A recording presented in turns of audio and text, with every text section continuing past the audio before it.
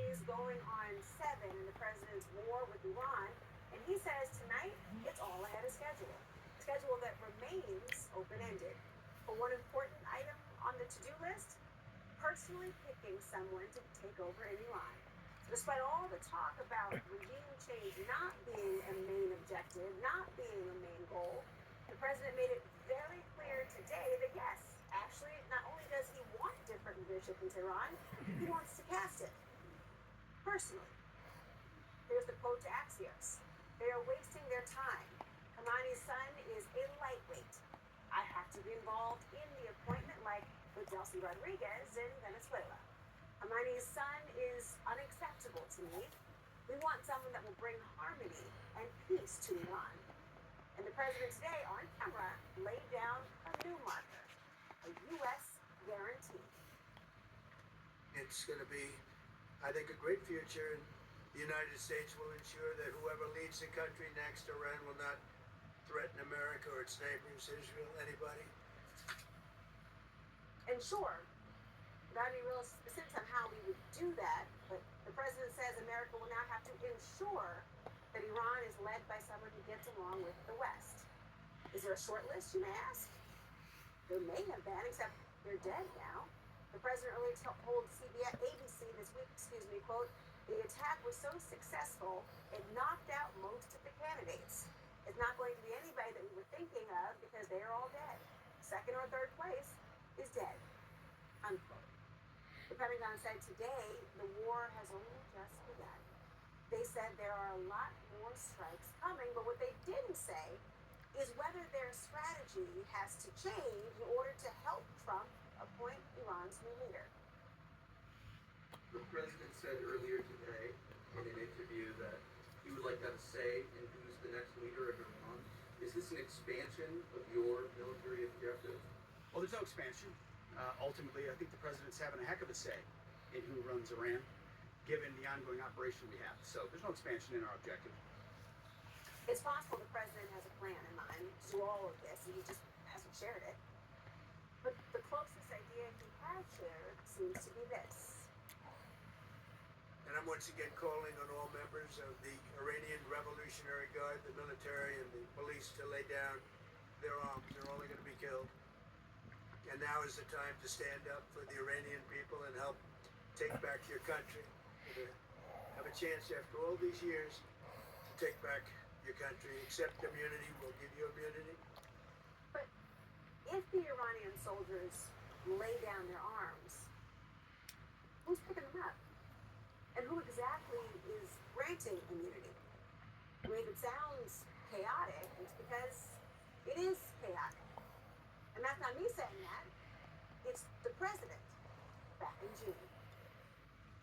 Regime change? Do you want to see regime change in Iran? No. If there was, there was. But no, I don't want it. I'd like to see everything calm down as quickly as possible. Regime change takes chaos. And ideally, we don't want to see so much chaos. So we'll see how it does.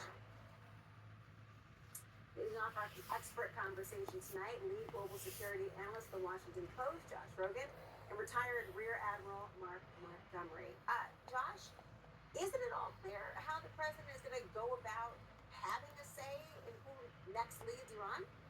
Yeah, I found the president's comments today disturbing on two levels. First of all, he doesn't seem to understand, much less care, that Iran is not Venezuela. It's a completely different country, completely different circumstances, different government. The Iranians have a million men at arms.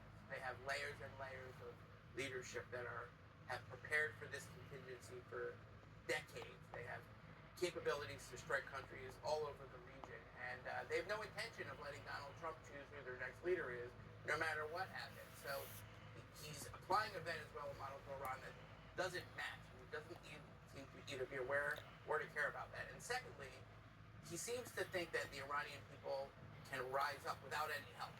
He's telling them to rise up against a million men in arms with nothing, no support from the United States really at all. He's not offering them any help. He's just telling them to risk their lives on a hope and a prayer. And we've seen that movie before. We saw it in 1991 in Iraq when the U.S. urged the Kurds and the Shiites to rise up. They got slaughtered. And by sending those mixed messages. We want a regime apparatchik, a regime guy who is compliant, but we also want the Iranians to rise up, but without any support. He's sending completely contradictory messages, which is the worst thing that you can do in this situation. And after all, I mean, President Trump said that he'd be all for Iranian Kurds joining the fight, but he stopped short of actually revealing what kind of support the United States would actually provide to them. I mean, could they be effective without the United States support? No, I don't think so. In fact, we've done 2 air-only campaigns that were successful in regime change. But in both times, prior to combat starting, there was a recognized armed insurgency that was broadly supported by the people. Libya in 2011 and Kosovo in 1999.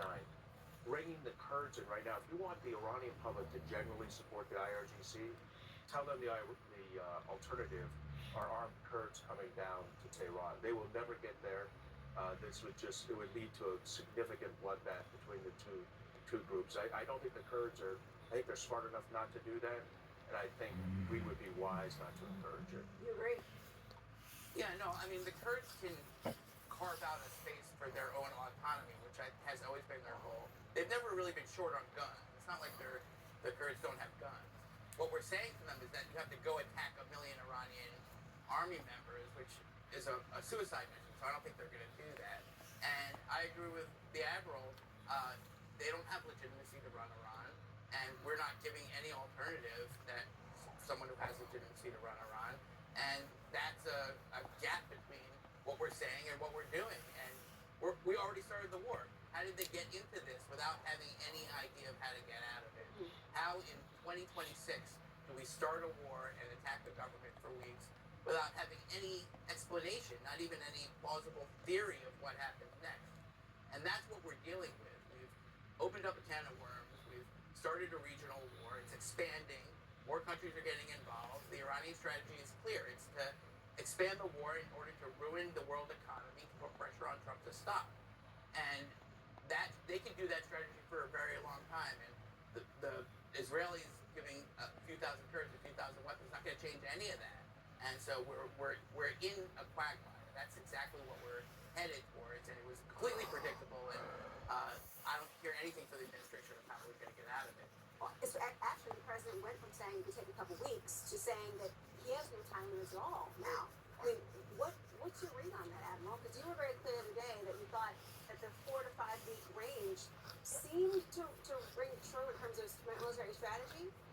Yeah, so for the ways and means, the air campaign to destroy the drone system, the missile system, the air defense systems, the maritime systems, and the IRGC's command and control, that's a 4 to 5 week campaign. It will be done. The problem we're going to have is there's no ends here. There's no strategic end game. That could and will take a lot longer, and it doesn't sound like they actually have a plan. What would that look like? What would the end game look like? If you're describing all those things happening and being accomplished in the 4 to 5 week period, why would it be indefinite? But the problem at that point is you've now removed their ability for 3, 5, or 7 years to impact the United States, and that's good. But you haven't done regime change. You've changed the face of the regime. Clearly, the supreme leader's gone. But in Venezuela, we did the same thing.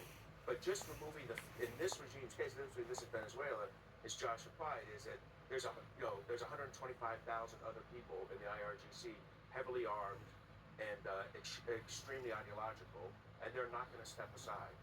You know, the Iranian foreign minister remains pretty defiant. The officials brace for the next phase that we're told is going to ramp up in this military campaign. Listen. Are you afraid of a U.S. invasion in your country? No, we are waiting for them. You are waiting for the U.S. military to invade the ground troops? Yes, because we are confident that we can confront them, and that would be a big disaster for them. I mean, CENTCOM, the commander said that today Iran's attacks have decreased significantly so far, but is this posturing, is this bluster, or is there something behind it? I think it's pretty clear that Iran can suffer pain, or the Iranian regime is willing to let its country suffer pain for a very, very long time. Remember, this is the regime that fought a war against the Iraqis for many, many years. That was way, way worse, and they didn't give up. And their ability to allow their people to suffer pain is terrible for the people, but it's a advantage that they have over us militarily. And is Donald Trump going to head into the midterms as the economy goes down, energy prices go up, gas prices go up, inflation goes up, the entire region is in flame, Americans are trapped everywhere in countries all over the world, and business grinds to a halt. And the Iranians, the regime is willing to let its people suffer that pain. Is Donald Trump willing to let the American people suffer that all the way to November? I think that's really the question. Is when will Donald Trump blink? Because I don't think the Iranians are going to blink. They're not the Venezuelans. It's a different regime. It's a different country. And Donald Trump doesn't seem to realize that, but he's learning it pretty quick, actually. You know, the president was asked, or the Pentagon was asked today about the president urging Iranians to rise up, to your earlier point, specifically when they might be actually safe to do that. We've been told to shelter in place at this moment. Don't go out and protest while bombs are dropping inside Tehran and elsewhere. There's a lot of things we're doing and the Israeli military is doing, targeting those individuals who are targeting those who protest. To the people, stay in your homes, keep things calm, stay out of the way. There's a lot of U.S. and Israeli capacity coming over. So that's an inconsistent message, obviously. You know, take up, rise against. This is your opportunity. President Trump said your first time in generations to be able to do something about this, and yet stay in place. How does that timeline impact the ability to even accomplish what the president is saying? So first, if I was an Iranian, I'd listen to my friend Brad Cooper and not go out. I think that's better advice than the president's. These are inconsistent messages. You had to have an armed interventionist capability before it started, or right at problem start. Our intelligent, our kind of ours and Israeli Title 50 intelligence forces need to have brought those weapons in, identified who they're getting into, and day 0, 1, and 2 of combat. It's at this point. They're hunkered down, we're bombing things. When they're done, the IRGC will come back up. And they're well armed. And whether at that point they have 100,000 or 300,000 or 400,000 with the army on their side, they're going to be an impossible force for the protesters. Staying at home doesn't save your life. We're bombing areas where civilians are getting killed by the hundreds as well. So telling the Iranians to hunker down is not really good advice, because you could get killed doing that too. So we've started something that we have no idea how we're going to finish. And that's the problem, is that, trying to figure out how to get yourself out of war after you've already started is the exact opposite way of the way you're supposed to do things. And Iranian civilians are always going to be the ones that suffer most. And so we can't be claiming to help them while telling them that they have to hunker down. Also, we might bomb you while you hunker down. Also, when you come out for air and you want to fight the regime, we're not going to give you any help and you're going to get killed. That's a pretty awful message that I think I agree with the Admiral, more likely to drive the Iranians back into the arms of their government and get their support. I've been hunkered down a lot and bombed a lot in Ukraine recently, and I would say I would hunker down. I mean, I would say it's safe. Yeah, The United States works very carefully not to hit civilian targets. I recognize it happens on occasion. We never intentionally target them. So I would hunker down. Unfortunately, at this point, when that's over, there is no solution. The president is not finding one. And the best case we have here is we're picking another recent former IRGC leader Revolutionary Guard leader to step in. So it'll be the same regime at this point. Josh, Admiral, thank you both so much.